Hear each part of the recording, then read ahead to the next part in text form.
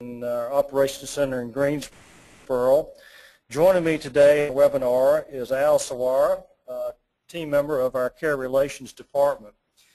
Today's topic, or this month's topic, is very timely in terms of the subject matter, and it happens to be general rate increases, budgeting, and transportation. Budgeting is sometimes often considered a very labor event, and particularly in the transportation world. We thought we would share with you today some of the components and ingredients that we look at when we're determining how we negotiate for our clients regarding general rate increases. Today we're going to look at a couple different views or focus on general rate increases, but primarily focusing on the LTL carrier rates, and then a few words on truckload rate increases. Couple components that we often look at, obviously, and it's most oftentimes cited by carriers when you're approached with general rate increase requests. So this can come in several different forms, but first off, let's qualify the fact that we probably would estimate the majority of people listening today are on contract relationships with their carriers.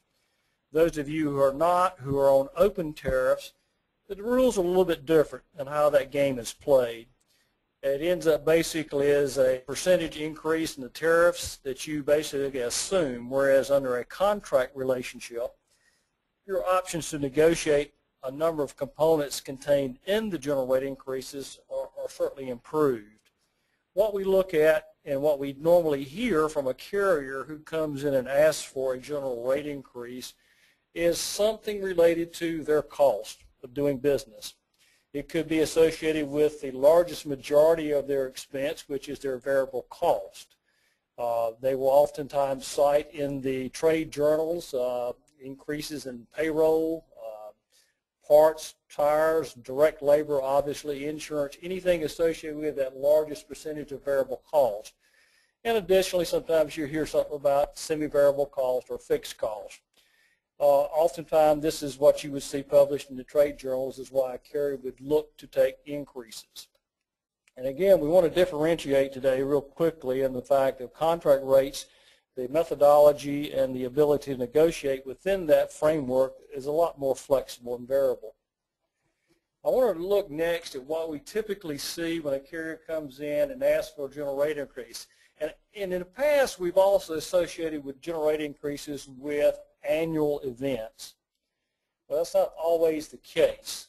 Evidenced by the last year, there were carriers who took 2 rate increases during that year, basically doubling down on what they suggested was needs for revenue to grow their business or maintain their service. And again, we're opting for the knowledge that we all need viable, profitable vendors to service our companies and our supply chain needs. But to what point do we accept those general rate increases on the surface, and what do they mean?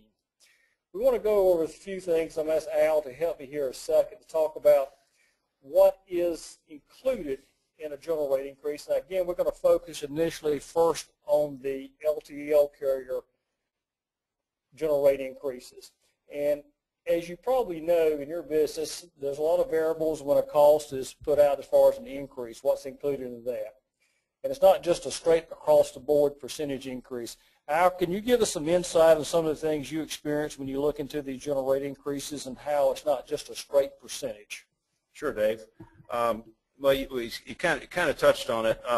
You know, typically when you see information in the journals related to general increases, it typically just show what the percent increase is. As we've noted on the slide here, there are some peculiarities within that. And it really depends on the mix of your freight with regard to not only the type of freight, but also what your average weights are and the things of those nature. So, for example, you could have an increase in minimum charges that could be pretty significant, and if you have a lot of smaller shipments, it might impact you more than it would somebody else that's shipping larger shipments.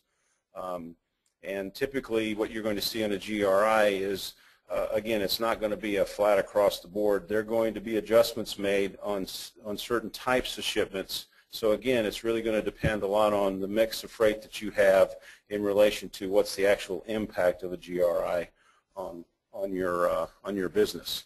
The other thing that can come into play, obviously, is this is an opportunity for where the carriers will potentially go in and make adjustments to accessorial and special services that are covered in their rules tariff. Again, one of the other things that could come into play is there's upcharges for restricted areas. And from time to time, the restricted areas are expanded or contracted. Just depends on what's going on within the carrier's network. Yeah, Al, that's an excellent point. And probably unless you were specifically looking or testing a particular zip code, if you had a very frequently shipped to zip code and that area was restricted or basically increased price-wise, you may go a significant period of time shipping without knowledge of the fact that it has actually been included in a restricted area, which you're paying higher rates or basically an entry fee for that restricted area, so to speak. It's not just straight across increases that we're worried about, and the fact that we've identified a lot of these points gives us the ability to go back and negotiate potentially some of these areas that may impact your business. Now, we also want to talk about some of the key drivers that the carriers typically will, are held hostage to in some cases regarding why increases are necessary. It's not rocket science. We want to just touch on a few of those, and I think Al's got some knowledge on regarding the government regulations and equipment expense he's going to share with us. Yeah, and we're going to get into this a little bit more detail later on in the presentation, but from a government regulation and equipment expense perspective, you have a lot of things that end up being driven by actions taken by the EPA, for example, and other government organizations that are going to require carriers to modify equipment, add pieces of equipment like onboard recording devices that are now being used to track drivers' hours. You have the impact of CSA that has certainly a negative impact on costs. You have the hours of service that, again, we'll get into later. The other thing related to the labor component that is really important and is going to continue to be an ever increasing important aspect related to carrier costs, and that is driver retention and ultimate training costs. As a lot of these new rules and regulations come into play, the strain on the driver pool is going to get stronger and stronger, and again, that will have a negative impact on costs. Oh, absolutely. And another thing, I think I just recently read in some of the journals in regarding to replacement cost of Class 8 tractors and trailers. The average age of the fleet now is about 8+ years within the marketplace. The replacement cost for new equipment is estimated to be anywhere from 45 to 55% additionally or higher than the original entry cost for those 8-year-old fleets. That's not including some of the technology requirements the government's now putting on the carriers. So, these are things that are oftentimes cited, and just to make you aware of those. And again, before I leave this slide, keep in mind that most carriers, a good bellwether before you sit down with someone and negotiate with a carrier is to understand what that carrier is operating at the time he comes to the table. Obviously, just like your company, carriers are looking to make as much profit as possible, and those published operating ratios are public knowledge. And obviously, it's easier to look at a carrier who is operating very, very profitably and understand the need for increases versus a carrier who may not be. So those are public information and certainly can be brought into the discussion with the carrier. Plus, most carriers are very scientific in their approach to costing your business within their environment. So if it gets down to a very detailed negotiations, oftentimes ask what your company operates at within their environment. Look at the components associated with the cost of doing business with your company and what could you do to lower that cost factor for the company. It could be such things as spotted trailers. It could be things such as earlier access to freight each day. There's a number of things that can be possibly thrown back on the side of the carrier to reduce that general rate increase request by improving efficiency. You could be doing EDI billing, EDI invoicing, things of that nature. So I just want to mention that quickly. Moving on to our next topic, we thought we would take a look at the historical general rate increases, and Al's going to speak briefly to this as well, but he has a lot of contact with SMRC and some of the data we brought to this particular graph. I think he can explain a little bit better than I can. Well, as Dave touched on earlier, the good news is most everybody that is on the call today is set up with contract rates, which means that you're not subject to GRIs from a general standpoint. You will be potentially indirectly impacted by them because a lot of times GRI activity is going to drive a lot of the activity that you see on the contract rate negotiation side. Numbers are pretty self-explanatory there. You can see we've been between 6 and 7% over the last 3 years. I would say it could be a little bit lower next year. We'll touch on that later on in the presentation, but just wanted to throw that out there so you had a little feel for what the history was. One thing to keep in mind, typically M33 is successful in keeping contract rate negotiations below the GRI levels that we see historically. So that's a good thing. That's correct. And we're going to, in a few minutes, review with you also some of the tools we use to look at in-depth, I guess, implications of general rate increases on a per bill, per month, annualized basis as we tend to prepare these negotiations for our clients. As with any negotiation, whether it's buying a car or buying a house, you want to go into the discussion as well armed as possible. The slide that you're looking at now represents some of the data that we present for our clients that we manage, and I'm sure you have a method to also gather where your supply chain dollar is actually being distributed. I think the importance of this obviously is you would negotiate differently with a carrier who's asking for a rate increase who's sharing maybe only 10% of your business versus a carrier who's handling 80% of your business. What is that impact going to be? For example, my slide here shows a carrier represented by ABC Transportation receiving $3.6 million in transportation allotment from that company. Obviously, the negotiations are pretty important to that carrier. That's a fairly nice financial stake he has in your business, and so obviously the negotiations may take a different tone than if you're looking with someone who's doing less than $10,000 or $12,000 a year with you. Also is to use this data to dive into the directions that your freight is moving and have discussions with the carrier about how can you help balance his operation as well as continue to serve you on a very timely basis. In addition to knowing where your freight dollars are going to, we also prepare and want to know exactly the dynamics of the freight.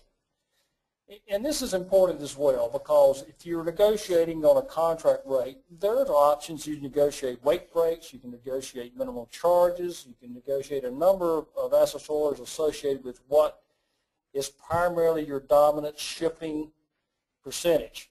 The example we're using here is there's about 8,000 shipments in this particular client's database or study of his distribution patterns. Obviously, if a carrier came in with a higher than normal percentage on a minimum charge, had very, very little impact on this particular client, as opposed to a truckload carrier or a volume rate environment in which if that rate increase was high or higher than the market average, then we would certainly have some objections as far as the impact would be. So again, know the dynamics of where you're spending your money, know the dynamics of how your weight breaks are, and how you can potentially use that to negotiate lower rates in those particular weight breaks. I wanted to share with you, as I mentioned earlier, what we do as an exercise, because if you look at your total supply chain spend and you say, okay, I'm going to take 5.5% and increase it, is that an accurate way to look at it? We feel like we need to dive a little bit deeper into that, and Al's going to review with you briefly what we do and what we prepare for our clients. Now, ultimately, you are the decision maker of who you want to do business with your carrier base.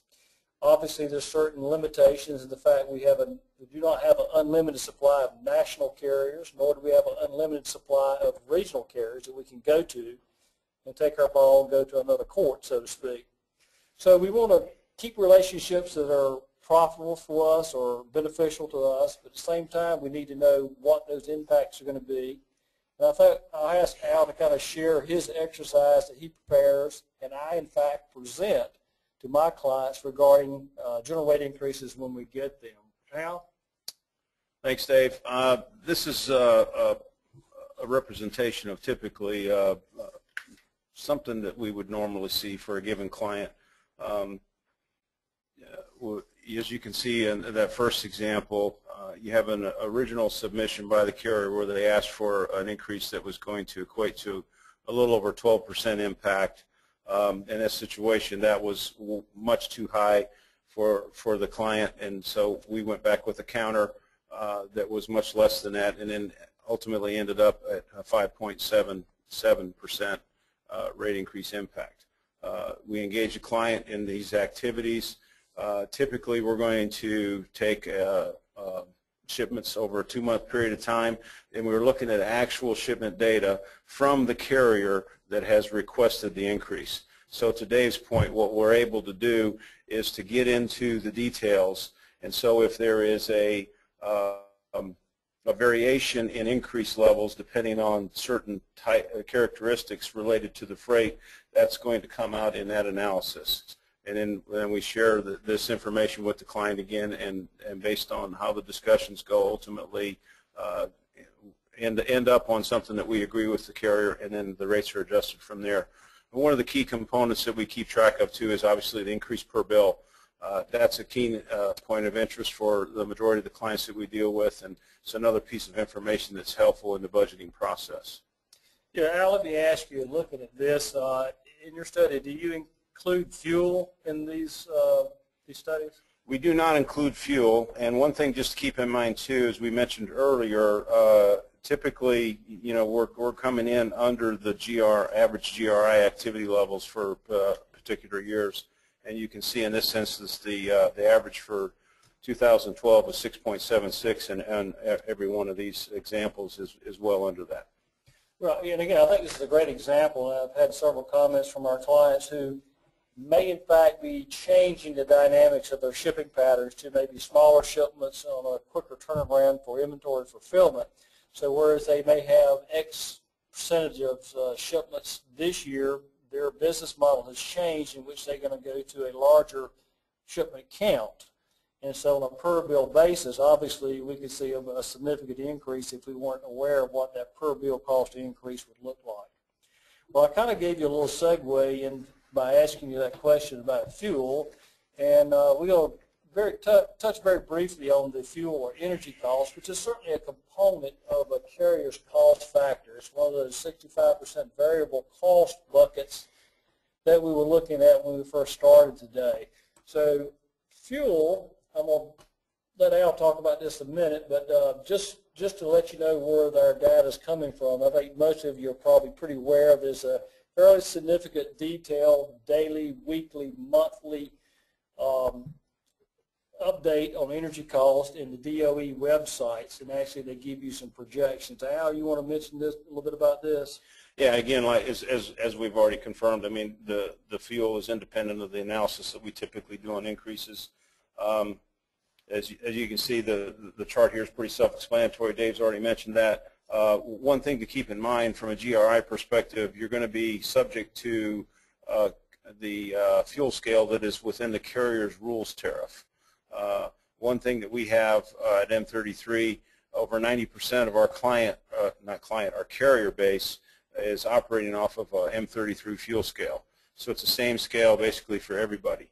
We're updating that every Monday based on the DOE average change. So again, we've got a good handle on what the impact of that's going to be, and it's well under control.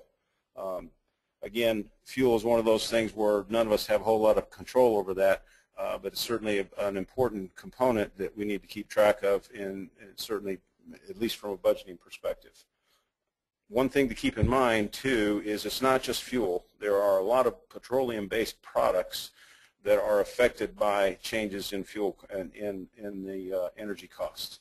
So that's just another thing to keep in mind as you're going through your budgeting process. It's not just the fuel. Well, excellent point. I think the takeaway there for me is to have a a central or a base platform fuel surcharge, so you're not trying during your budgeting phase to determine different fuel tables by different carriers.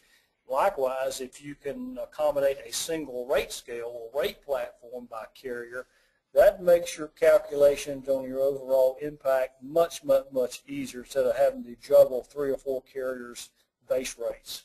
Great point. All right, we want to go over to a few more aspects that are kind of future-looking in terms of what additional costs might be coming our way, not only for 2013 but beyond. And I'm going to change that slide to one that looks fairly busy in terms of the information listed. But I'll just highlight briefly in summary phase what we read and what we understand is going to be additional impactors for carriers and how they will probably look to pass on these additional costs to our clients and to you as a customer. Obviously, there's a lot of ink these days on the change of hours of service. And that basically is going to have a fairly sweeping effect on the industry and the amount of efficiencies they have in reducing the maximum work week as it's currently structured within the federal guidelines. The projections are by changing the hours of service that we will lose approximately 3% of productivity on our week, on our driver week. Let's just use that as a base point. What does that mean? Well, it means that if you have to continue to identify capacity, you have to add capacity to represent that 3% loss due to the work hours. That means hiring new drivers. That means bringing on new equipment, bringing on new assets and management to handle these additional people. So, you know, it's hard to project what that would be in a dollar amount, but we just want to make you aware of it, that these are, I would say, almost a fixed cost at this point in time because there are mandated laws that will be coming in effect. This actually, hours of service was remanded and extended from 2012 effective date into 2013. But I think we're pretty much going to see that come this way. Al, you want to say something about the CSA 210 and how the carriers have indicated to you how they're challenged by this? Well, it's very similar to what we're going to end up seeing with the hours of service. There is, you know, an enhanced focus on driver safety, in particular with regard to the CSA, and as issues come up, the driver pool is going to be reduced as we move through time. And generally, I would say what the CSA does compared to what the rules were before CSA is a driver could potentially have a problem, say, in the state of North Carolina, and because of the inconsistency with regard to the way the record keeping was, could potentially move to, say, Texas and get a job with another carrier and be able to continue to operate even though he may have a negative record in another state. Well, under CSA, that all goes away because that's all visible now. And what you're going to see is as drivers have issues that are deemed strong enough to take them out of the pool, that's going to negatively impact this carrier score, so they're going to naturally want to get rid of those drivers. Well, they're not going to be able to go anywhere else to find a job like they may have been able to in the past. So that's kind of a general difference between what we had before CSA and what it is within CSA. The other thing we touched on a little bit earlier was EPA. You know, as we move through time, there's going to be continued pressure to decrease emissions into the atmosphere. Obviously, that's going to continue to have upward pressure on the cost of equipment as we move through time. We mentioned the onboard recorders earlier. There again, that's another government-mandated issue that the carriers are going to have accommodated that is going to increase costs, has increased costs. At the end of the day, basically where we're at is based what we've seen on historically. We certainly anticipate that we're going to see additional forced government regulation that's going to have a negative impact on costs. That's correct, Alan. And going back to the CSA 210, for those carriers who operate under the marginal safety guidelines, their cost to acquire insurance in the open market is going to be very, very prohibitive. And the only way they could stay in business is to absorb that cost, pass it on, and share that, I guess, requirement with all their customer base. So that's just a quick example where that variable cost could very easily escalate beyond control.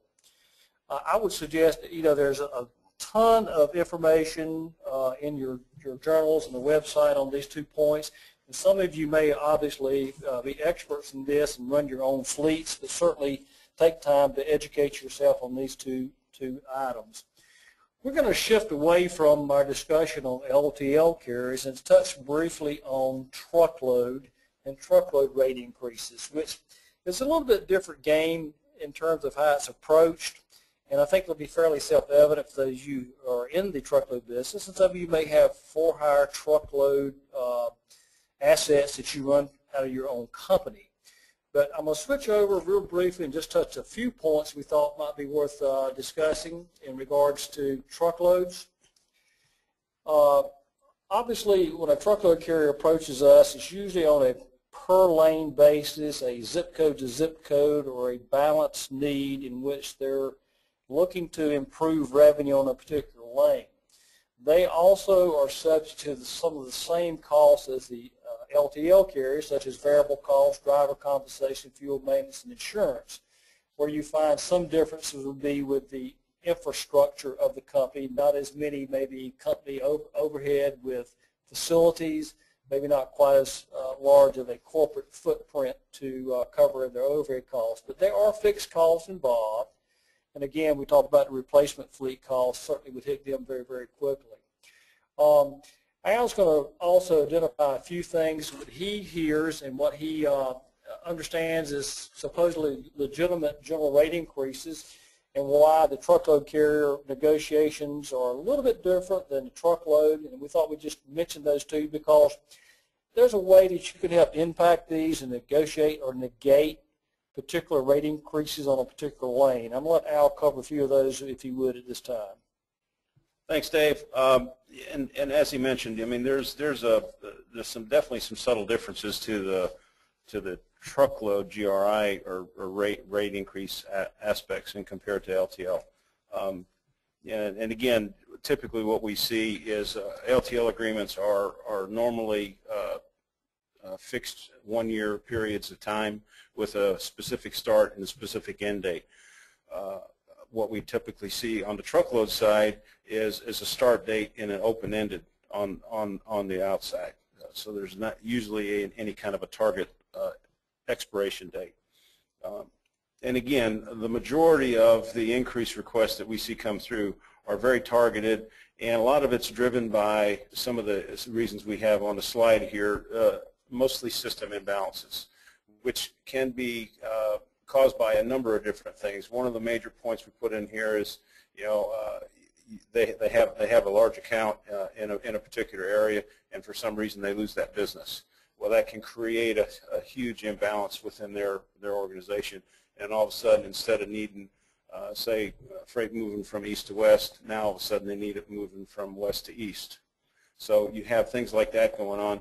And one of the other things that comes into play a lot of times is going to be, what kind of empty miles are created based on that. And again, a good portion of that can be driven by some of these system imbalances that occur over time in a carrier's network. And we already mentioned that typically it's very isolated point-to-point lane basis. What you can do, and what we do a lot, is utilize third-party truckload pricing models to compare what is going on within the market in a general sense in relation to a specific zip-to-zip lane that you may get a carrier asking for an increase on. And TMW is the one that we use the most. And there's a number of them out there that are available, but what you can do is take that lane, you can go into the system, and it'll come back and give you what the average cost is for running that lane. And you can compare that to what carriers are asking for to see where that is in relation to the general average. Excellent point. And the example there would be if a carrier comes to you asking for what you might consider an unreasonable increase on a particular lane, zip to zip, let's say from Wisconsin to Texas. You need to know what your benchmark rate is for the industry on a per mile basis. Take the fuel out of it and determine, is that request reasonable? While it might on the surface look to be unreasonable based on the average cost, it still may be a very attractive price compared to going back out in the open market. You might actually lose ground against tariffs that you may have had in place, or excuse me, pricing you may have had in place for a couple of years. So those adjustments are a little bit different in how we receive those. Again, balance issues. If you have a multiple plant location, national distribution centers in which you might could work with the carrier to help balance his operation, that would bring overall efficiencies to him, reduce empty miles, and provide you maybe with a stronger negotiating platform than just looking at one particular lane. Or a sister company even might work. Those of you who are in holding companies who have sister companies, it wouldn't be bad to look at the distribution of those lanes and truckloads and see what you could do to kind of marry up a network, so to speak. We want to try to summarize and wrap up now and kind of give you our crystal ball application to projected cost increases for 2012 and 2013. And again, this is driven by people who have a lot more resources than we do, but our actual experience and what we've been speaking with our carrier base is kind of driving us to kind of agree with what we're reading here out of the Journal of Commerce. All things said, if the economy stays tracking sort of like it is and the amount of business capacities in the marketplace stays the same, we're suggesting that we're going to see a general rate increase with LTL carriers between 3 and 5% going into 2013. I think the topics and some of the tools we mentioned today should arm you when you sit down and discuss these negotiations with your carrier base. You can certainly dissect it down to the most effective accessorial or most effective lane that will impact your business as a starting point for where you want to end up at. So, with that said, I'm going to let Al mention any closing statements he might have, and then we'll probably be taking a few questions as they come in across the webinar today. We'll reach back out to you and try to answer those as best we can. The last slide today indicates where we can be contacted for questions. And Al, do you have any wrap-up or summary thoughts on general rate increases? Well, again, from a general rate increase perspective, tying that back into the budget thing, it's obviously an imprecise science, and we're trying to predict the future based on history, which is a difficult thing to do. I certainly think the 3 to 5% range that we have on the slide that Dave talked to is a reasonable assumption to make. Keep in mind, although fuel is separate from that, a catastrophic occurrence related to energy could have a definite upward push on the numbers that we ultimately see. Other than that, I think we pretty much covered it. I think I appreciate having the opportunity to share our thoughts with you guys today. And certainly, if anybody has any questions or would like to discuss anything in more detail, Dave or I would be more than happy to do that offline. Thank you, Al. I think I'll close with Keith Davis's thoughts on what a budget is, and you can certainly use this when you're talking to your supervisors or management. We didn't actually overspend our budget. The application just fell short of our expenditure. Thank you so much today. Have a good day.